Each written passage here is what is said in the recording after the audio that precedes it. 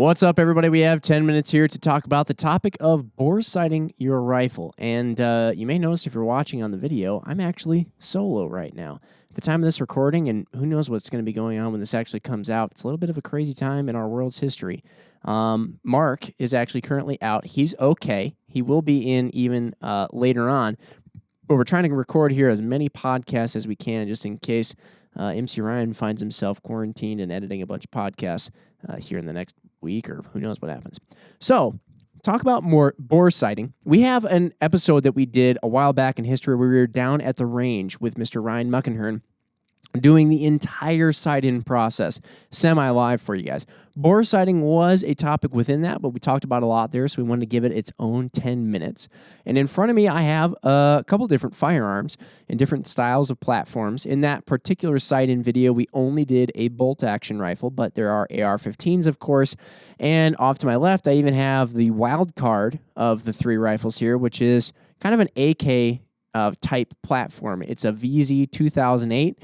Also similar to the VZ58, which would be kind of the cooler version of this or whatever. It's actually my own personal gun and pretty neat. But let's talk about the bolt-action rifle first, because then everything else will kind of go from there. And when it comes to bore sighting, why are we doing it? What even is it?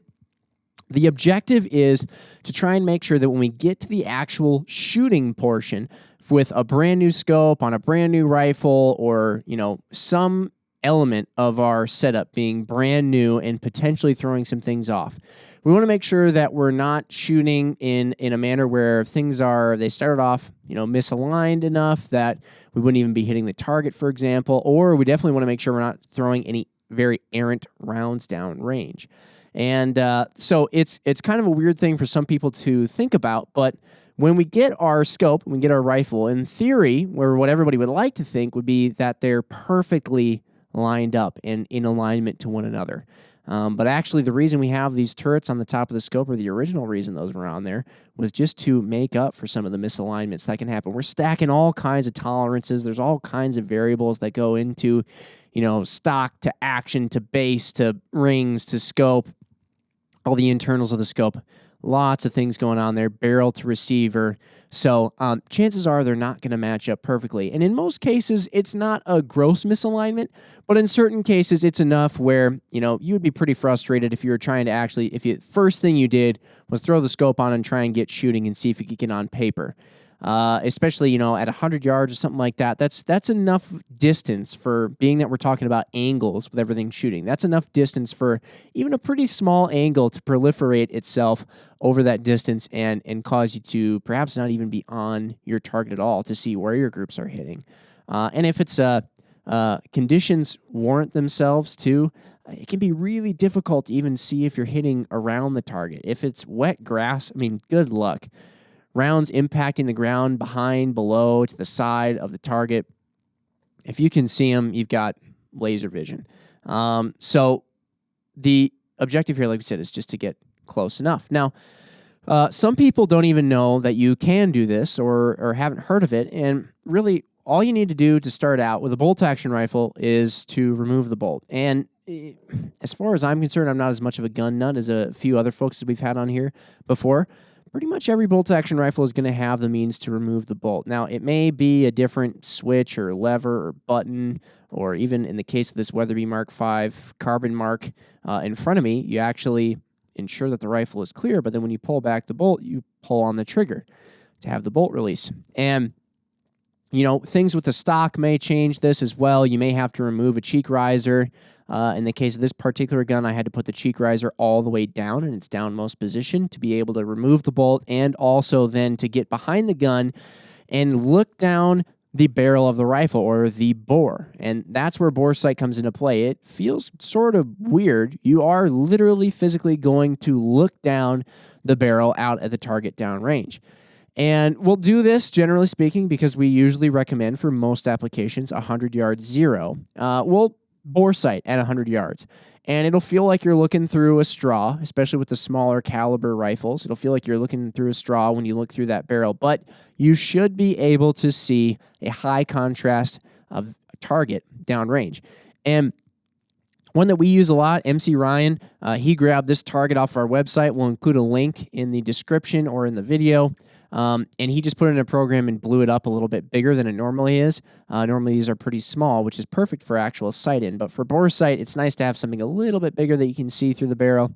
But high contrast, okay? So white on black. And we didn't have the whole entire target itself on this piece of paper black with just like a white X or a white plus in the center. It's only that very center ring is black with a white plus in the center. And everything else around it is white with just some black rings around it. And that high vis small point, high contrast small point is really easy to pick up in the Riflescope and makes bore sighting a lot easier. From there, what you want to make sure that you have also is your rifle in a sturdy base of some sort. Now, that could be a bipod with a sandbag at the rear like I have here. It could be 2 sandbags, one front, one rear, a bipod with a sturdy monopod at the rear, or, now while we don't recommend this for shooting, for bore sighting, it could work just fine, is a lead, or sort of like a weighted gun vise, I'll say. We don't recommend those for shooting because when it comes to the rifle's recoil, they're designed to recoil and actually have that energy transfer back into your shoulder and out and away from the gun. When you don't offer that recoil anywhere to go, it has to find the path of least resistance, which is going to start being action screws, small fasteners, things inside the optic, and that's all precision stuff that you want to make sure is nice and sound and rock steady and not sending all of the force of your recoil directly into those things. So we've seen stocks, action screws, optics have issues when shooting with that. But for just bore setting, since we're not going to do any shooting, if your range has that available to you and you don't have any of the other things that we were talking about that would be nice for making a sturdy setup, you don't want to have any of your body being relied upon to keep this rifle steady, because otherwise it's going to shake around too much. You're never going to get it as close as you can. So if that's what you have available to you, that'll work for the bore sight. But all you got to do is get your rifle set up sturdy. You're going to point it down range, and you're going to get behind it and look down the barrel. I have a target here like 5 yards, which is very unrealistic. If your eyes aren't that good and you don't feel as though you could even see the target down range at 100 yards, it's okay to do it 25, 50 yards, a little bit closer, or if that's all your range that's local to you provides you, is a shorter distance, that's okay, because again, it will get you close. And once you stretch it out to 100 yards and you actually start shooting, at least you know if you got really, really close on a nice bore sight at 25 yards even, you won't be hitting the target dead on at 100 yards just because of optic over bore height and all this point-blank distance range stuff. But you at least won't be sending rounds probably way off the target. Or if you are, just make sure you have a big piece of cardboard behind the target, so that way if you're just off paper, you can still see its impacts in the cardboard or holes in the cardboard just off the paper and make your adjustments appropriately. But a shorter distance is okay, but in theory, this would be pretend I'm at 100 yards.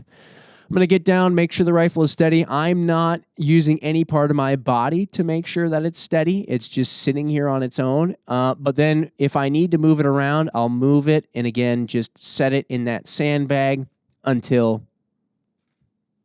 I can get the rifle at the point where without me touching it, the barrel is pointed right at what I feel is close to my best interpretation is the center of the target. Once you get these real big bore rifles, this gets a little bit harder, or you kind of have to use your imagination to figure out, because the barrel may show more than just the center of the target because some of them are so large bore.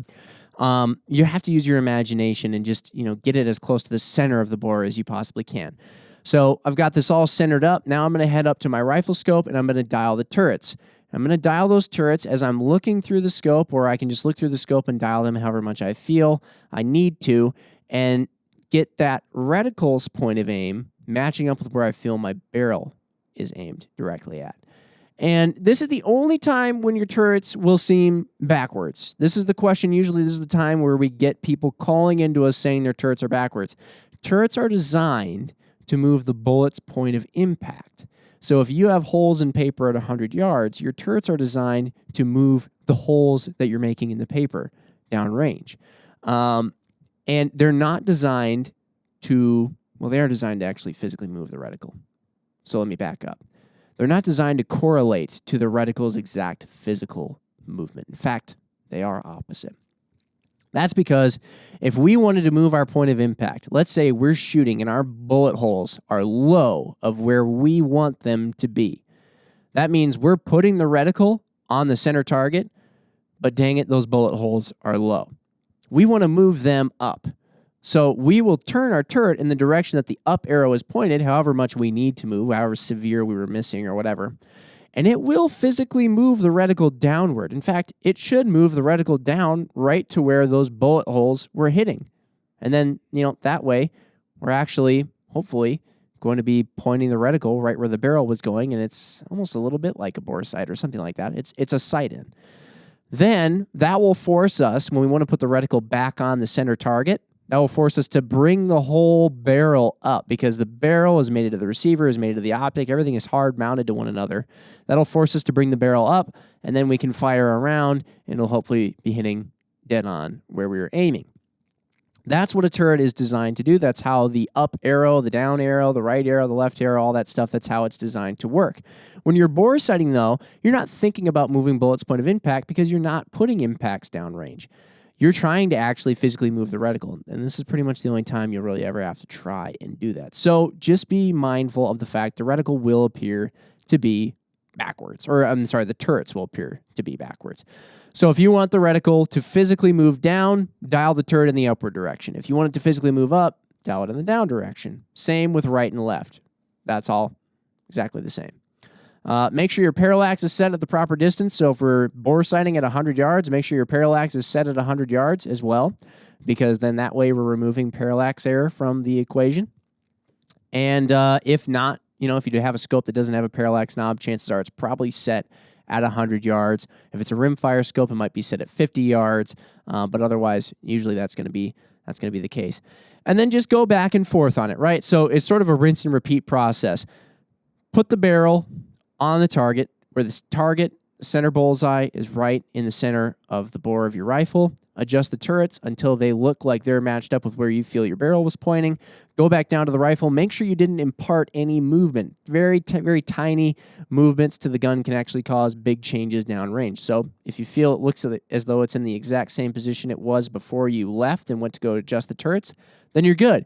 If it moves slightly, move it back to the center, go back up to the turrets, see if they're still lined up or if you got to do some more, adjusting to those turrets, and then adjust them as needed. Once you're done there, then it's on you to throw the bolt back in and start shooting your 3-round groups. We want to shoot 3-round groups so that way we can ensure that at least the rifle is patterning good and it's grouping well. Patterning, I'm thinking of shotguns. That it's grouping well. And if we just shot one and then moved and then shot another one and moved, we'd never actually be able to see whether or not it's being consistent. So a 3-round group, aim at the same spot, shoot 3 rounds. That way, even if you're missing, if you see that you missed exactly the same way all 3 times, then you got an accurate rifle. Then you can make your adjustments. Once you have your adjustments made and you're shooting and it's shooting exactly where you want it to go, then that means you have a sighted in and accurate rifle. And that is the best combo.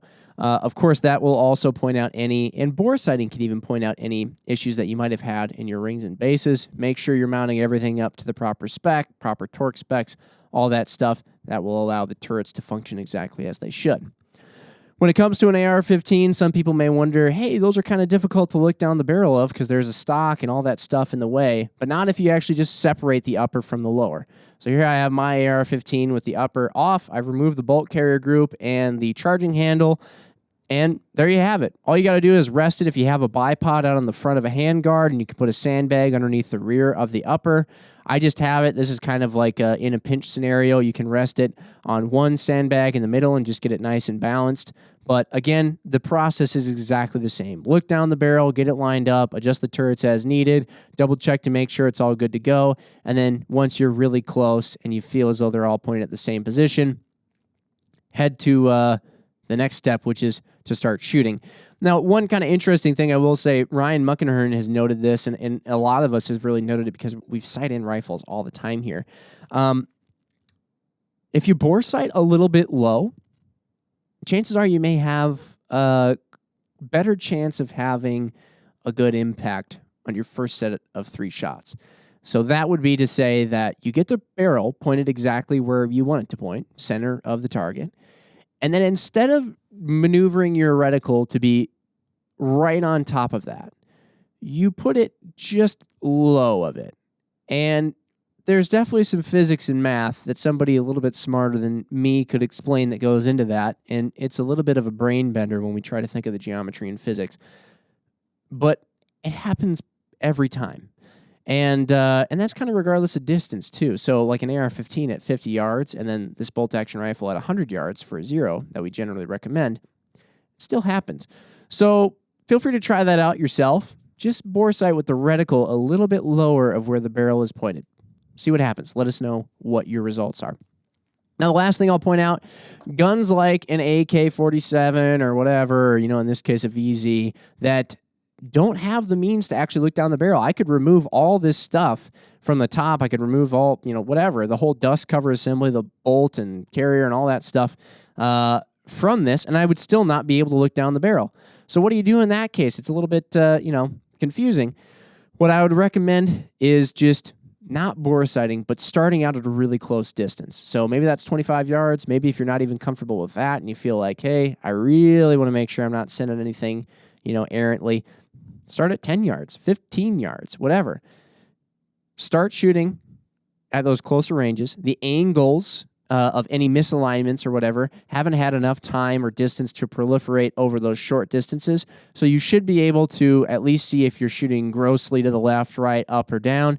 You can make that course adjustment, get really close at one of those shorter distances, and then step it back and just kind of incrementally step back. It'll take more ammo, and kind of the whole point of bore sighting with some of these other rifles is to avoid using a ton of ammo, but in these particular cases, that's just what you're going to have to do. So with an AK, maybe we finally want to end up at 50 yards with a 0, or I have another AK platform. It's like it's a Vepr 308. I like to have that 0 at 100 yards. We'll just start out closer, and then let's say we don't want to start out any further than 10 or 15 yards. That's fine. Then once you get that pretty close to shooting where you want it to go, step it back to 25, then to 50, and especially once you get it pretty dang good at 50, then if you want to step back even further to 100, then you should be good. But by the time you get back there, then you're probably going to be ending up on paper, or if not, definitely at least a big piece of cardboard, and you can start to make those adjustments, and you're not sending any rounds where you don't want them to go. So that was what we would recommend. Now, I know some people will say, hey, use a laser bore sight or use one of these things that can just go right in the chamber of your rifle and shoot a laser out the front of the barrel. We haven't had the best luck with those. I'll be perfectly honest with you. We don't really recommend utilizing that method. It's kind of expensive to have to get one of those. It varies depending on the firearm, and it's just not quite as accurate as we found the old tried and true classic method is when you have the chance to do it. And, if you're shooting, an AK or whatever, ammo's not that expensive. If you shoot a couple of 3-round groups and just step it back until you get to the distance that you want to be zeroed at, it's not that bad, and you don't have to go about investing in a laser bore sight or even trying to track one down. I know that happened to me the first time I went out with my AK. I was out there trying to shoot and realized I wasn't anywhere near shooting on paper, on cardboard, with my Vepr at the distance I wanted to. I didn't think about shooting closer, and I just thought I was SOL, so I just headed home. But all you got to do is just step it up a little bit closer, and then once you get that good, keep inching your way back. So, and this was longer than 10 minutes. Wasn't sure if it was going to be 10 minutes longer, whatever. But, crazy times. We're just trying to keep content rolling out there for you guys. So hopefully this made sense. There's very many variables that go into firearms. And, you got angles, geometry, physics. You've got variables and tolerances that are all being stacked on top of one another, potential for misalignments. It's complicated stuff, but we're always here to help you guys out. You can hit us up on social. You can hit us up on the phone. That's what I would recommend doing if you have any questions about bore sighting. If you have an oddball firearm that we didn't mention here that you feel you would like to bore sight, or you're trying to figure out how to sight in general, the best bet you would have would be to give us a call at 1-800-426-0048. Hit extension 5. You're going to get a bunch of gun and hunting nerds like Ryan Muckenhern, who we have on here a fair amount. those guys, I would be amazed if you were able to ever tell at least one of them a rifle or platform that they haven't either shot or that they're not really familiar with. And all those guys, again, I don't know what's going on by the time we're going to be releasing this episode. All those guys are on the phones. They're either here still, or if they tell us to go home and we're quarantined, they're going to be able to be on the phones at home too. And that's actually kind of a slick setup. They get to be at home and talking about hunting and shooting with all you guys. So yes, stay healthy, stay safe out there, everybody. And we will keep as much content rolling for you as we possibly can. Thanks for listening, and we'll see you next time. Bye.